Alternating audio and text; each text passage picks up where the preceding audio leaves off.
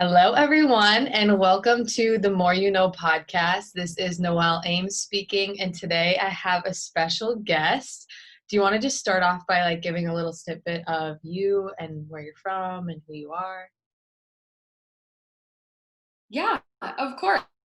Hi, everyone. My name is Tiahana Anderson.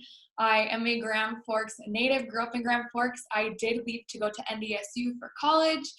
Um, my background is actually in engineering, so integrated systems. And for probably the last 5 or 6 years, I've been a huge mental health advocate.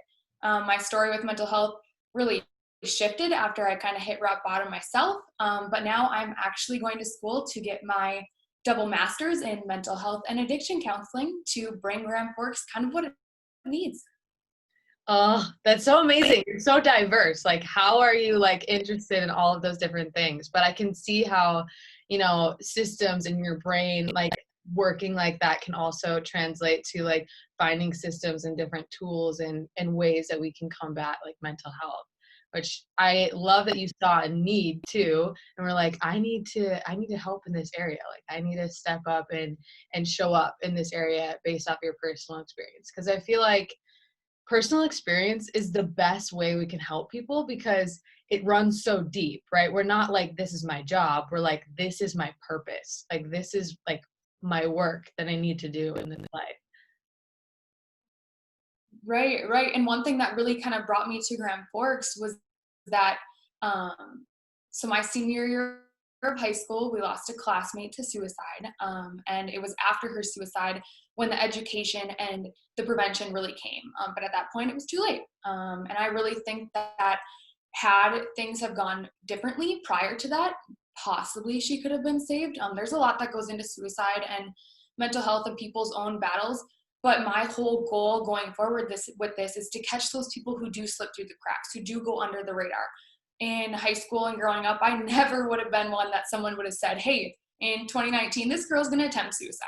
And that was something that really, in my days before going into inpatient treatment, I was like, oh my gosh, I had kind of a social media presence. And in those days, I just kind of shut my phone off. I was like, you know what? I don't know where I'm going. I don't really know what I'm doing. How do I even explain this to the world? But once I got out and kind of shared my story, it was like, holy shit, like so many people were able to connect or feel empathy or say, this is really what our world needs. And that was kind of what drove me to follow my passion. And I think getting this education piece will really bridge the gap between my passion and where I want to be.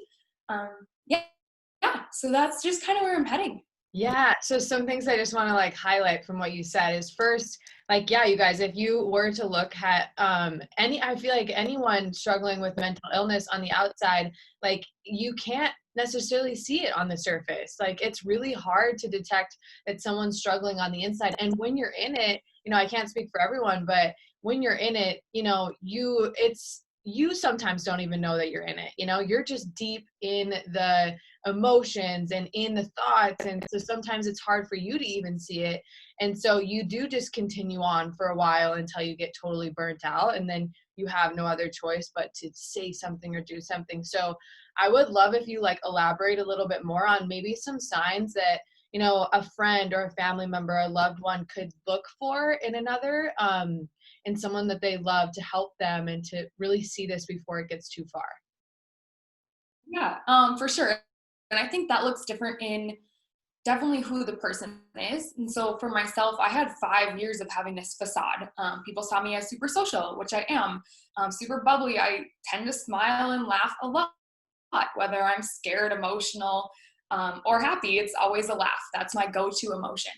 And so it really depends on the person. And I would say that you just really need to be aware. For myself, my biggest thing was I have bipolar 2 disorder.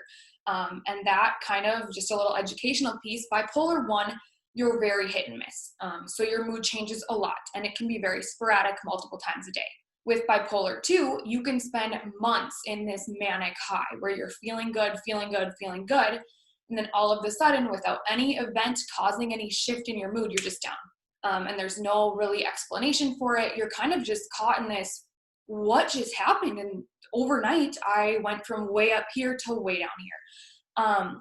And I had really been in that high for so long. I did so much. I advocated for mental health the entire time without even realizing that clinically I probably was psychotic.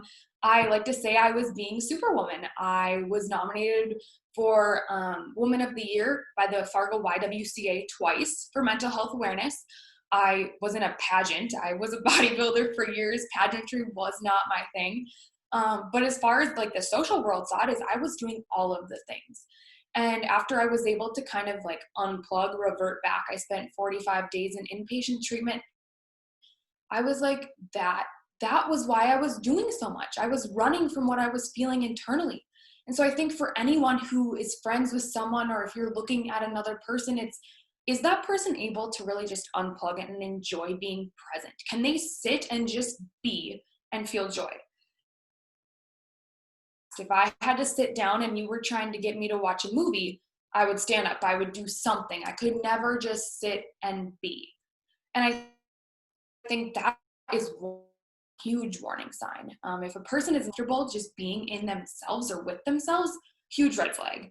Another thing is if you're trying to have a deep conversation with someone and they instantly get defensive, that oftentimes can be there's something more internal that this person is throwing a wall up. That's their security.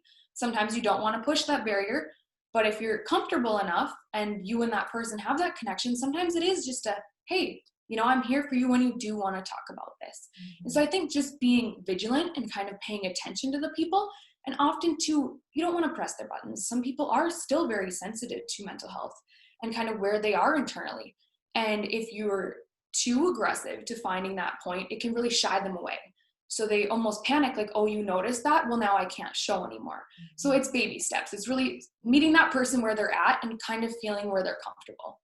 I love that. And not just looking at it as like, okay, this is what you do for everyone, but really just getting in tune with that individual. And if you are someone that's supposed to bring that up to that person, you would feel comfortable enough to have those conversations. I feel like if you don't feel comfortable enough to sit with them and see, really notice if they can be present with themselves and to see if they're reacting to things in a different way, then you're probably not the person that should be bringing up in the first place. But then I also love that you pointed out, gosh, what were you going to say? Or what was I going to say? It was something about, shoot, I'll come back to it. I know I will. Okay. So another question I have is, what tips would you give to someone that's struggling with a mental illness and maybe is in that moment of realizing, okay, maybe this isn't how I normally operate. Maybe I am running from something. Maybe there is a better way to be with myself and to be at peace with the present moment. How do they start on that journey of recovery? Yeah, so I think that huge come to Jesus moment is the first step in a lot of things. For a lot of people, it's recognizing that this isn't how I want to feel. This isn't normal. Granted, who knows what normal is as far as mental health goes. But if it's I'm constantly feeling this internal emotion that I don't want to be feeling, seek help. And I mean, that doesn't mean you need to go find a therapist. You don't need to go to some treatment center. Oftentimes it can be having a conversation with a trusted adult, a trusted friend, anyone. My senior year of high school, after our classmate passed away, I was actually called down to our counselor's office. And one of my best friends had told the counselor, Tiahana doesn't wear her seatbelt. Tiahana drives like she wants to end her life, and we're worried about her. And they sat me down and brought this to my attention, and I stopped. And at that point, I was like, yeah, suicidal ideation has been a thing in my life. At that point, I didn't know what it was, and I was referred to a counselor. I sat in the parking lot at 6 different appointments and never walked inside. And when you're a senior in high school and you have your license, no one's really there to make sure you're going into the appointment. And so I really struggled at first with that, I really need to see someone. This isn't how it should be. And then I left for college and I never really got that help that I probably needed early on. So first of all, I want to say that finding a therapist can be hard. It's almost like making a friend. And if you are in your first appointment and you're like, you know what? You're not a person that I would see myself sitting down with and really letting the floodgates go. I couldn't see myself just opening up and sharing my heart with you. That's okay. They're a therapist. They're used to that. You can walk out when they say, hey, when do you want to schedule your next appointment? Ask, can I see a different provider? They're not going to be hurt. They don't care. They just want what's best for you. And so sometimes that is seeing 5 or 6 different people and seeing really where you fit in. But once you find that therapist, it's that person who you can open up to. And it doesn't need to be in a clinical setting. It can be, make an appointment with Noelle and really share your heart with her and just let her hear it. Say the words, write the words, whatever you need to do to really let those emotions out. I think that in itself is so therapeutic.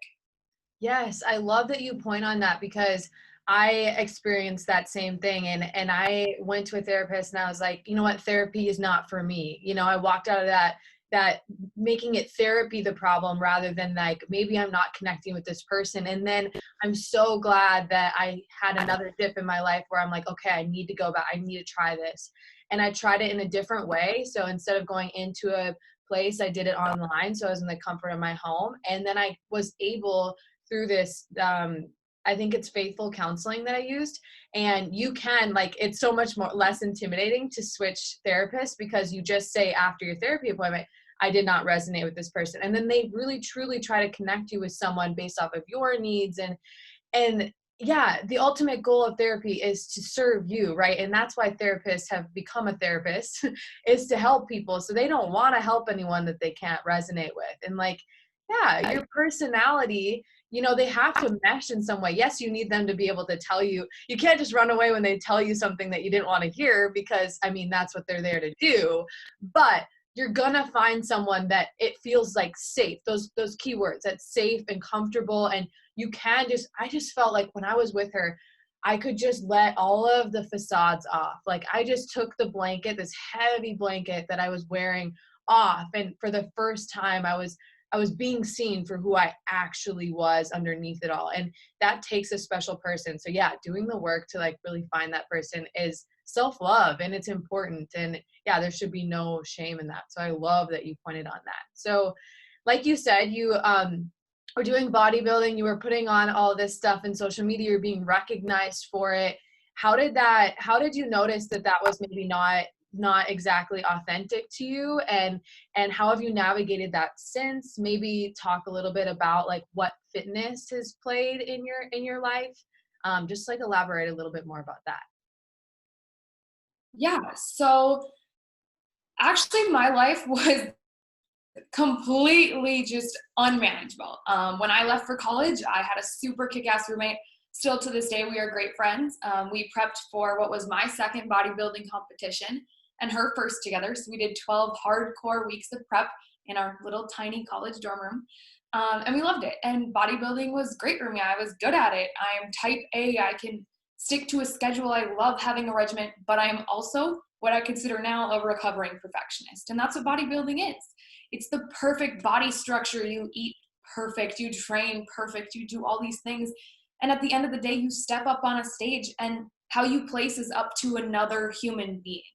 And it's not, there's no report card, there's no grades they go off of. It's how they feel that day and how that show is going to be judged.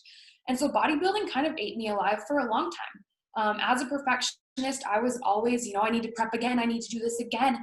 And for 6 years, I did hardcore bodybuilding. I never took a break. Yes, I got to that point where, I would do some binge eating here and there, and I had terrible body dysmorphia. I looked super good my last prep, and I was like, I'm fat. No.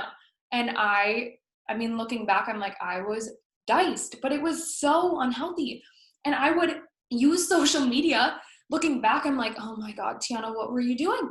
I would use social media to show my smile. And it was like, hey, inside I'm exhausted. I'm hungry. This is hard. And that's bodybuilding. But I post a picture of me smiling. I'm like, hey, people like it. Like, I'm happy. They agree with me. And then once I did unplug and I was like, oh, what was I doing? Like, why was I even I was addicted. I was 100% addicted to the gym. And so when I showed up at my inpatient treatment, the first thing they said to me is, one, you're on an eye-to-eye. As someone who has suicidal ideation of running across the street and getting hit by a car, granted I'm 11 plus months without any of that, But they told me, you know, someone's going to follow you for the next week. You're going to be with an adult. You're going to shower with the door open. You're going to go to the bathroom with the door open, and you're going to sleep with the door open. That kind of panicked me. And then they said, and you're not going to go to the gym. And as you could imagine, someone who had worked out extremely hard for 5 or 6 years, I lost my mind. I'm done. And some of the girls I was in there with was like, whoa, chill. If you're going to have that mindset in one of the nation's best inpatient treatment centers, you might as well just leave, because it's not going to work. So I spent 45 days with, I want to say our dumbbells went up to 30s. It kind of drove me nuts. The treadmills barely worked. And after a while, I was like, nope, I don't need to go walk on the treadmill for the 25 minutes they're going to give us, because I need to do the work on my mental health. My physical health is gone at this point. I don't care, because my head was so messed up. I did hard, exhausting emotional work. And so when I got back from all of that, I mean, yeah, I looked in the mirror and I was like, oh my God, I am not this bodybuilding shredded little thing anymore. But my husband still loved me. My family still loved me. My friends accepted me, and I was alive. And so since then, I don't even want to say lifting, but fitness in general has been something that I need to be aware of. And so if I feel like I need to go to the gym, I don't, because that feeling for me is so toxic. If I think I need to go to the gym because other people expect it for me, nope, I'm not. But if it's, hey, my body needs to move, like I need to go on a bike ride or go for a walk or maybe just stretch, that's healthy. And that is that serotonin release. That is being healthy. But fitness is something that was so toxic to me. And even now I get people, are you ever going to compete again? And I'm like, probably not. I was 3 weeks away from a show and I wanted to die. Like there's just that trauma bond for me that fitness was so, it was my facade. It was my face. And looking back, I'm just like, I was so engulfed in what I looked like and what people saw me as that I couldn't even be myself. Wow, there's so much in there. Thank you so much for sharing that. And I love that you open up with this, because oftentimes we don't think that like healthy habits can become something that is toxic for us. But I really like that you touch on like, why am I going into this? Why do I want to go to the gym? Is it to feel better in my body, or is it to dive deeper into this facade and get, a little bit further back from myself? So I think that's really amazing to bring attention to. Like, yes, you can. Some people do this with eating, they're really clean eaters and they're just on point all the time, obsessed with eating, always thinking about eating.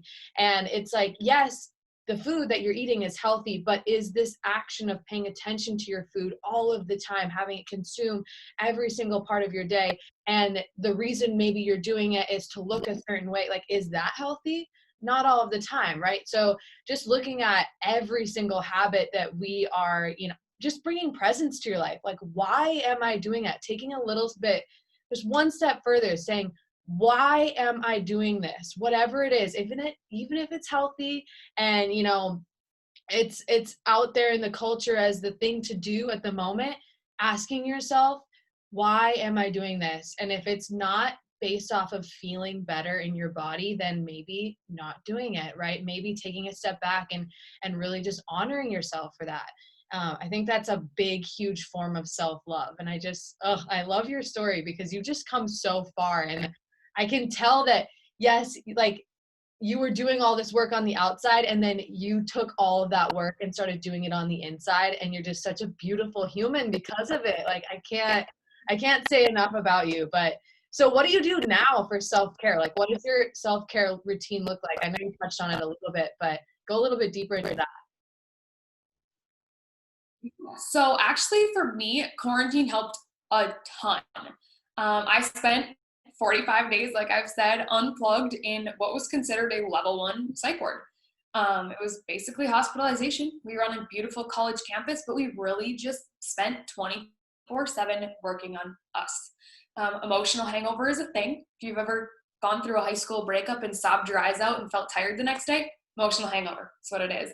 And so I experienced that. I experienced the hard emotional work. And so I graduated in May. Obviously, quarantine started in March-ish in North Dakota.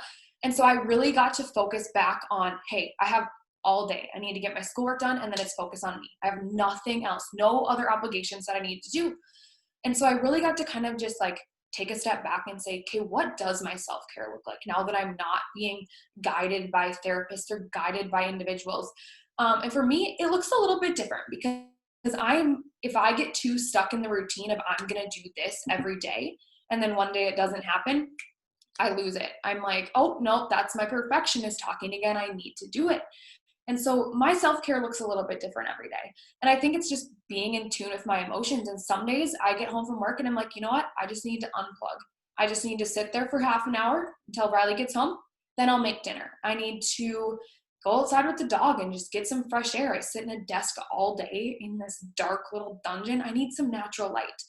I need to turn on some music and just get in my feels. I need to let those emotions flow that I didn't show in the workplace. Or, hey, people kind of pissed me off today. I need to go, I don't know. For me, sometimes it's like, I need to sweep the floor, and I put some aggression into that mop. And it's like, you know what, that helps me. It's just letting whatever emotion I'm feeling really come to the surface. And I think that's the most self-care that I can really get myself to get into, because a routine is just, it's not for me. Oh my gosh. And I just love that you point that out, because I don't think we give ourselves enough credit for knowing what we need, right? We do know what we need. If we just, shut the world off for a second and tune in, our bodies will tell you, okay, today I need to read a book. Today I do need to go move my body. Today I need some sun. And based off of the emotion that you're having, and really being present and honoring that is beautiful. And I know, there's so many different forces coming at us, and there's really this huge diet culture out there that's saying, follow routine, discipline. If you don't show up, then you're, giving up on yourself. And it's like, I'm just sick of that. I've totally let that go. And yes, if a calendar works for you, awesome. I know it can work for some people, but honestly, honoring that, it's kind of like intuitive self-care, intuitive eating, really honoring that your body and you know what you need. It's just that you may have put all of these barriers in between you and that feeling to actually take the time to tune in. But yeah, I love that. And it doesn't have to look like it looks on the internet, right? Mopping, I love that. Like, I am like, yes, girl, I do the same thing. I'm like cleaning the toilet. I'm like, this is the best thing I could ever do for myself right now. Like, sometimes that's it. And on Instagram, you're not gonna like Instagram, mop up my toilet today for self-love, like maybe that's not what's out there, but that doesn't mean that it's not good for you and healing for you and what's right for you, right? So I think the more that we can tune in and honor that is just beautiful. And again, it's maybe not celebrated in our culture, but maybe it will be someday when we actually, start talking about this. And that's why I think so many people like you are so important, to bring the realness and like the humanness and saying, hey, I did it this way before. This is how it, this is the end result of that. And now look at how I'm doing it now. And now I feel so good. So the more that we can talk about, how we've shifted through these seasons of figuring it out, I feel like more people are going to wake up to, oh my gosh, yeah, I feel that too.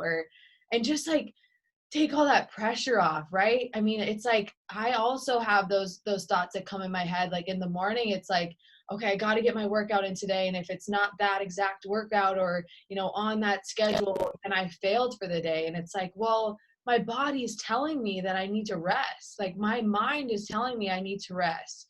And so it's like, wait, maybe the work that I actually need to do is listen to that. Like actually for once say, give myself permission. Yeah, you can rest. And that is what you need. And honoring that is the actual work, where I think and society is saying, push through, do the workout. That's the true work. So I don't know. It's definitely a total like shift in paradigm that I'm all about. And I love that you touched on that. Okay. So Yeah. some other, and I think keep going. Like you said, society has this image that it wants people to kind of mold into. And so for me, I was a bodybuilder. And so when you take a rest day and don't have a reason for taking it, people are like, oh my God, like, are you going to even compete? Are you going to be okay? And people always, even now, I like look on people's social media, I might not post a bunch, but I'm still on there. It's like, you don't need to explain yourself. Like, hey friends, I've been gone for a while. Like, okay. I mean, you don't have to be present on social media to be present in your life. Like, just let go and let be. And whatever the outside is expecting from you, who cares? It's what you're expecting from yourself, what you need to fulfill to make yourself feel joy. Yes, I love that. And knowing that truly, the biggest thing that I've discovered is like that joy doesn't come from anything outside of us. Like, healthy or not, it's you can be doing all the things like we've talked about, all the things on the surface. Society is rooting for you. They love you. You're a star. But if you truly don't think that you are amazing and worthy of love and belonging and joy, and you're doing the internal work, none of that matters. Like, none of that is bringing you that joy that you're just depleting yourself of. So yeah, you can run yourself into the ground doing all those things, trying to achieve that ultimate goal, when really all you have to do is accept yourself and give yourself permission. Like, I can feel joy no matter what I do in this external world. Like, I don't have to do a thing today. I think the best testament is saying, okay, if you just woke up one day and did nothing, how do you feel about yourself at the end of the day? Are you still kick ass? Like, are you still like, Noelle is a freaking star? Like, we are killing it, you know? Or are you like listing off the things you could have done in the external world to make yourself better or more worthy of that love? It's like, who says that that's the way? That's not the way, right? You're the only one putting those expectations on yourself. Yes, the world is doing it too, but you've accepted those. You don't have to accept those. At any moment you can say, I don't abide by these rules. That's not the way I want to live my life at any moment. And the only one that can do that is you. Sometimes we're waiting for the world to give us permission. No. You don't have to wait for anybody. You can say, today I'm done. I'm done operating in that cycle of achieving and doing and thinking that this love that I want for myself is outside of me. I'm going to let that go and just discover what it's like to actually give myself love every single day. It's like life changing. And all of a sudden you don't have to be so busy to feel that love. You can have a day of rest and be like just as happy with yourself as you were when you were being productive and doing something. It's insane. Okay, so we talked a little bit about therapy, but would you recommend therapy? Would you recommend something that's something people dive into when they're on the road to healing? I would say it's definitely something to try out. Therapy can be hit or miss depending on the person, and like we said, who the therapist is, whether you connect. For me, therapy, it helped. It did, for sure. But for me, it was the experiential work. So something that we did in my inpatient was we did a lot of writing. It was a lot of get your emotions on the paper, and then we're gonna kind of break those emotions down. So I'd really put on that facade, and I had really mastered, I'm gonna internalize everything, and on the outside, you're not gonna get to it. So my first ever like group, I don't even know what we were in, a group maybe, and the therapist looked across at me and said, "You look like you're gonna cry." And the second he said that to me, I sobbed. I was like, this man can see what so many people have just kind of let go. And so that's when I knew, like, I can do the work now. It's okay to just do the hard emotional work. And so some nights that was sitting by yourself in complete silence and just writing. And I would say some of the most therapeutic things that worked for me was we wrote to our disease. So for me, I wrote to bipolar. I got to write to my parents' divorce, which divorce isn't a person, but I got to write this letter to divorce and then rip it to shreds and just let that negative emotion go. A lot of people got to write to their abusers like, hey, this person's never going to read this. You don't have to say it to their face. So anything you ever wanted to say to anyone, write it down. Or I was listening to your podcast the other day about say it into your phone. Just let yourself let those words go. And whether you save it on your phone or you burn the paper, just let it out. And that in itself can be more therapeutic than sitting in a room and telling your therapist, yeah, this person screwed me over, or this person did that. They don't know that person. or write that letter and bring it to the therapist and be like, hey, this is how I really feel. It would take me the whole hour to tell you this, but now you can read it in 3 minutes. And so I would say, even if you're not a journaler, even if you're not into that thing, sit and just word vomit. Let your emotions hit the paper. If it doesn't make sense, that's okay. If you need to write it with your non-dominant hand, go for it. Do whatever you need to do to just let yourself feel. And then once you're really kind of aware of where you're at, then maybe seek the professional help.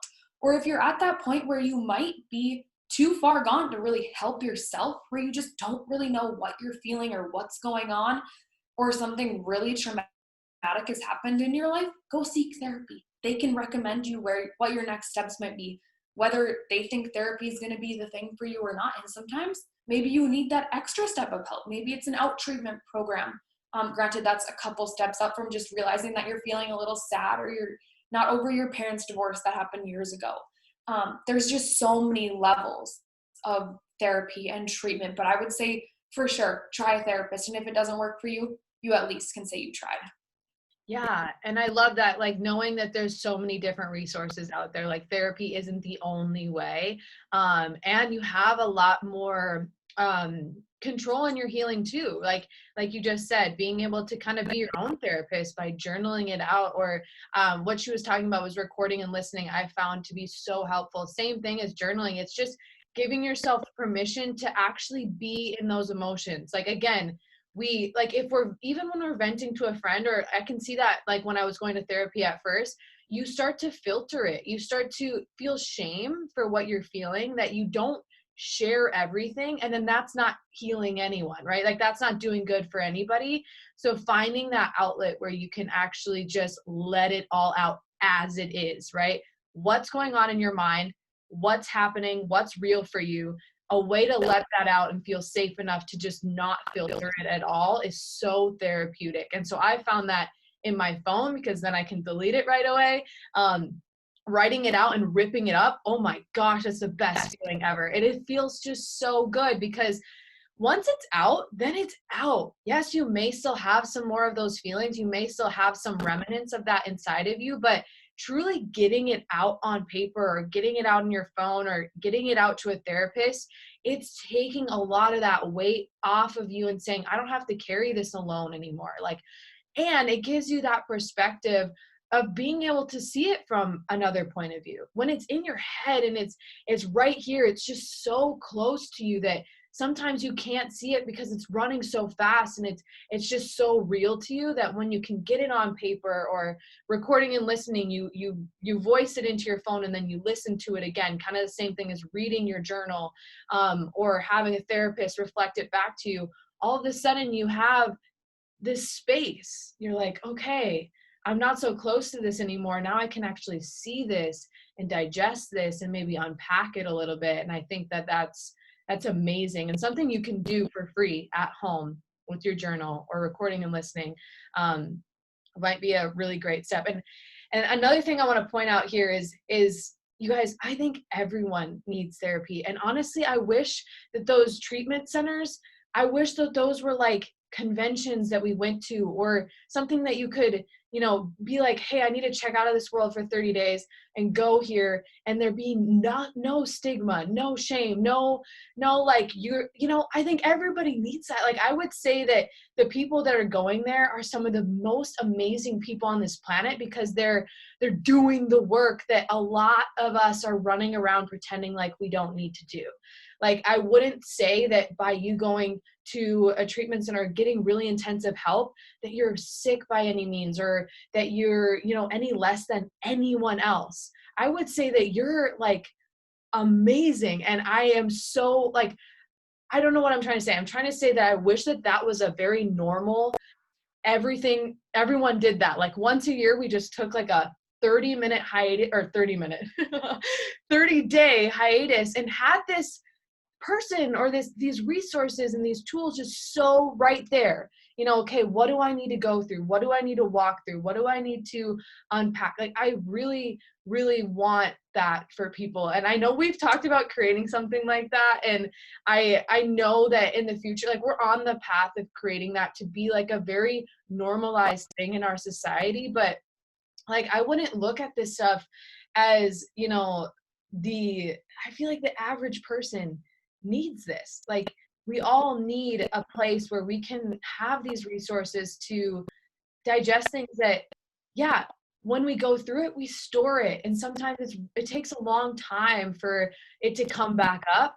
So it can be really like, what is this? I don't know what this is, because it's been down there for so long. You've been so good at hiding it. You've been so, you've been doing all these things on the surface and being celebrated for it, that when it comes up, it's like, wait, what do I do with this? And to have someone there to give you the tools and the resources and meet you, like, that is just amazing. And I think everybody needs that in some capacity. Maybe you don't have a mental illness, but you still have things in your mental world and in your mind that you need to deal with. Everybody does. So I just love that. I wish it was a thing that we all did every single year. And I kind of want to create that now that I'm talking about it. So I have another question for you. Kind of like a loaded question, but just answer it however you want. It's kind of what I end with on all of these calls, but what does a well-lived life mean to you? You've kind of touched on it throughout here, and I feel like I can predict your answer, but like, if you were at the end of your life, what would you be like, okay, I finally got to that place where I feel so content, so at ease, just peace runs through my veins. What have you accomplished, not in the, the outside world, but what have you accomplished in the way that you show up for yourself? Like, what does that look like for you? So definitely, if you'd asked me this a year ago, I would have had all these achievements that I wanted to be known by, and I was going to do this and I was going to do that, and maybe I still will. But I'd say now it's just realizing that everybody is imperfect. Even these people on social media who have millions of followers and do this, and it's like, do you really think they're that happy all of the time? Or I mean, I don't know. I have a different outlook on all of that. But it's just being authentically you, being present, just being able to let go, let be, and have joy in it. And joy is not going to be a 24/7 thing, but being able to feel it. I went probably 40 days in inpatient, and they had 8 basic emotions, and you sat in our morning group and you got to say what emotion you were in. And it took me 40 days to say, hi, my name's Tiahana. I'm a recovering codependent perfectionist, whatever I said that day. And I'm feeling, and I said joy, and I cried, and the people around me cried. And it was like, I could feel joy, and just that feeling of knowing what joy felt like. And if I can carry that feeling of joy with me, even if it's 30 seconds every single day, even if it's looking at my dog and being like, oh my God, like, you are so dorky, it brings me joy. Even if it's just something little like that, or hey, I got something in the mail today. Finding something in each, whether it's you're grateful for it or it brings you joy or it'll bring you joy tomorrow. I think that when my time has come, I'm going to say I make it to 100. It's probably a long shot, but let's say I make it to 100. People are like, you know what? She was authentically herself. She didn't live up to the expectations of what society wanted to. She did what she wanted to. She did what her passion brought her, where her life brought her, and she was able to find joy in it. She was so real that it shook others. I am in grad school, and one day I was like, yeah, I was talking about suicide and mouths dropped. And I was like, this is why I need to have this conversation with people, because there is such a stigma. So when I make it to my time, I want people to say, she kicked the stigma of mental illness in the nuts.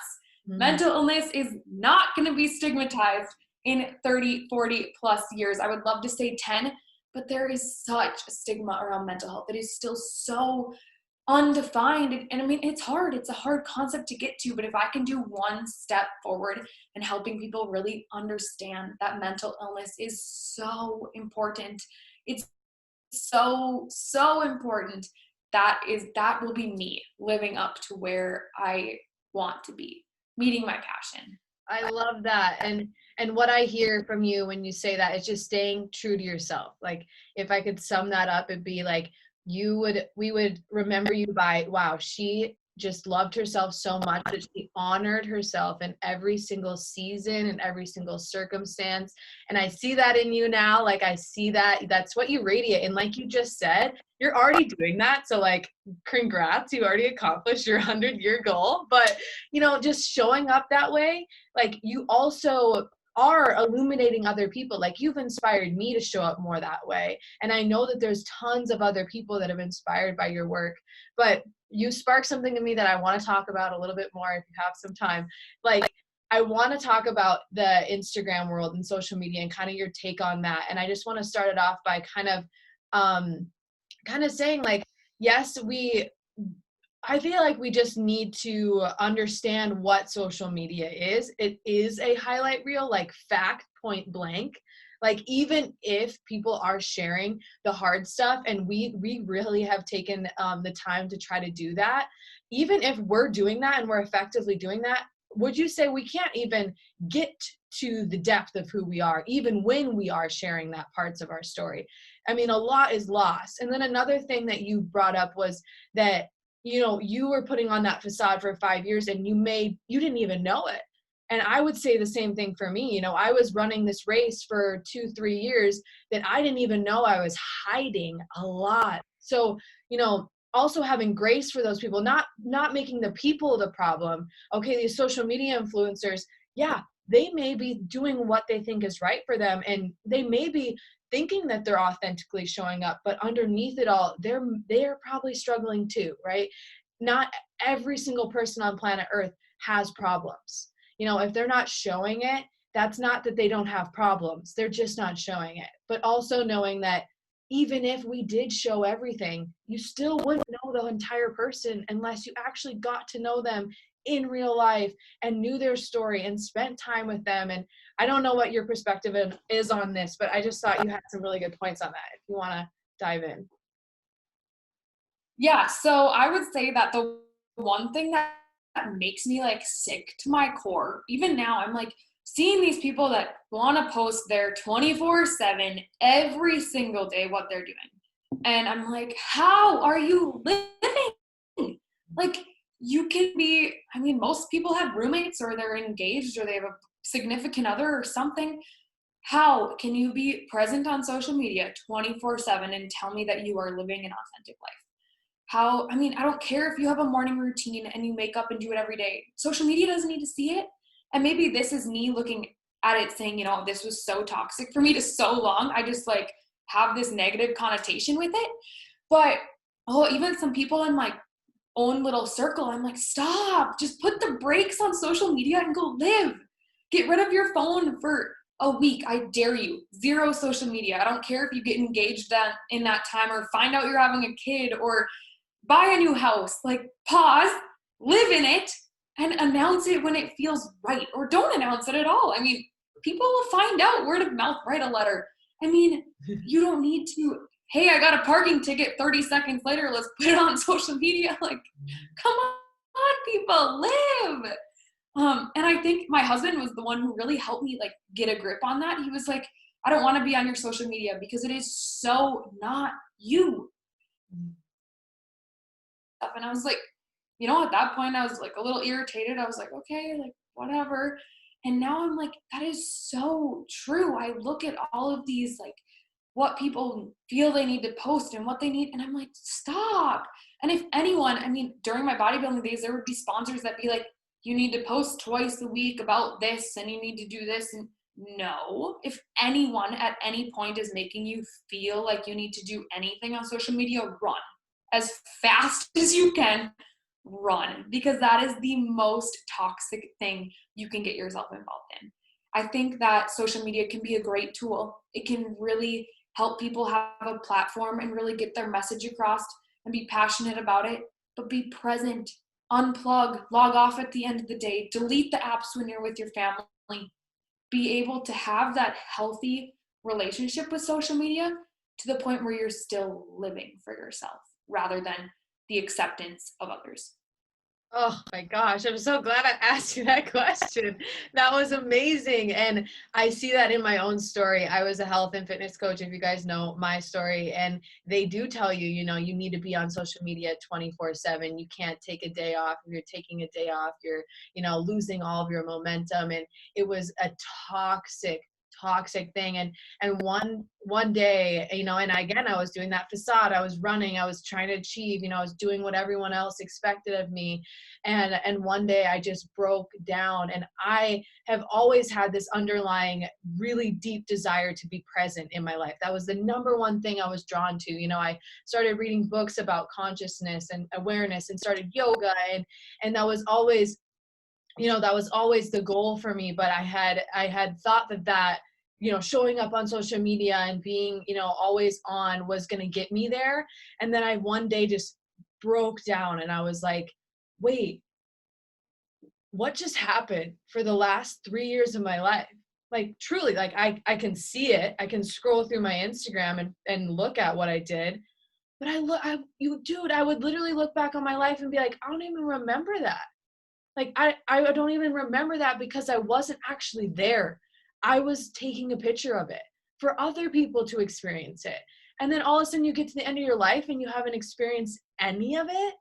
Like that's not what we're here to do. And I would say that that's a big component to mental illness because we aren't living our lives. We're not being present in our everyday.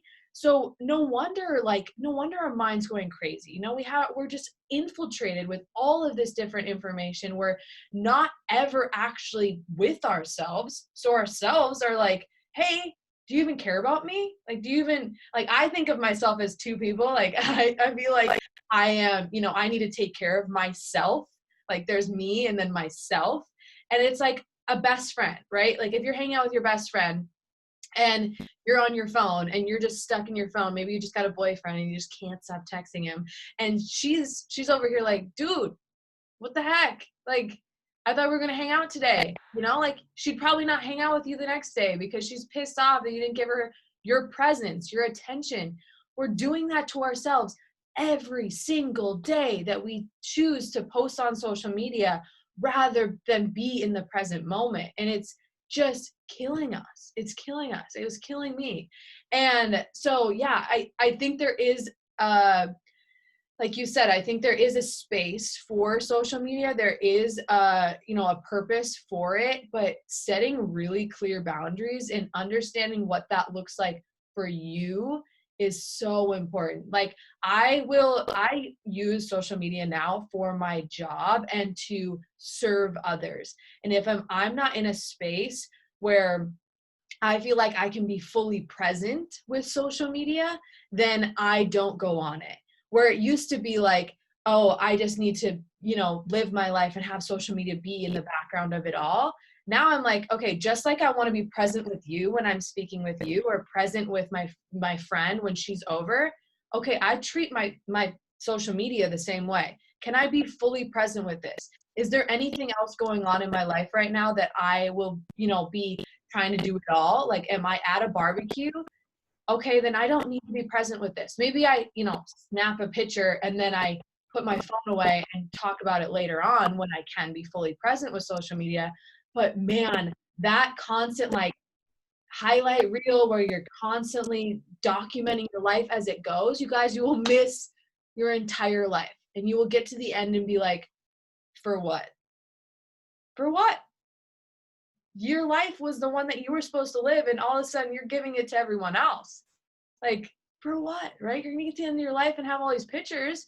But like for me, I looked back on those 2, 3 years and I was like, I wasn't even there. I didn't even experience it. Like that's a set, you know, no wonder I was depressed. No wonder I was full of anxiety. I hadn't even like sat down with myself in 3 years. And it's just like, yeah, I don't know, just really asking yourself, why am I using this app? You know, is, you know, every time I do open my phone, I'm like, what is my reason? What is my purpose? Do I have enough energy, space, and presence to give to this phone right now? If I don't, I don't, you know? And again, society will tell you, like, show up on social media. Everybody else is showing up on social media, you know, build a brand, you know, hashtags. Like, there's so many things out there that you can get really caught up in it. But it's like, that's not what we're here to do. We're here to live. And I love that you said that you don't have to post everything about your life. And honestly, you know, I think what we're doing, what we're showing up on social media for underneath it all is connection. But that connection, you just can't get through social media. And I love that you pointed on, like, okay, you bought a house. Honestly, I find if you don't have social media, you're going to connect with so many more people on a deeper level about that house. For example, you're going to call your friend and be like, dude, I have some exciting news. Like, you know, and you're going to have this awesome conversation about it. Or they're going to come over and you're going to tell them in person, or you're going to go to coffee with them. Whereas if you just mass, you know, showed it to everyone on social media, okay, maybe you get a few messages from random people like, congrats, congrats, congrats. But that connection is lost. That like human experience of sharing that, which I think is what we're trying to do on social media, isn't there. It can't be like made up by an Instagram post. Like, that's not the same experience that we're, I think underneath it all is what we're actually after. So yeah. Oh, I love this talk. Thank you so much for being here. I'm going to end it now because we could probably talk for 17 hours. So I'm just going to end it here, but thank you so much. How can people find you? Yeah. What is your Instagram handle now that we've just like totally thrown it out the window? Yeah. So my Instagram handle is tbaby. It is T with 3 E's, B-A, 3 B's, and a Y. Otherwise, I think if you just type in Tiahana Anderson, it should show up. But yes, I would love to connect with anyone. Any mental health topics, bring them my way. As you can tell, you poke the bear, and I will openly talk mental health with you for hours if we have time. But yes, Noelle, thank you so much for having me. I loved this. I definitely think we kind of vibe off each other as far as mental health, and there is so much room for growth in Grand Forks, in North Dakota, everywhere. So let's do it. Yes. Thank you.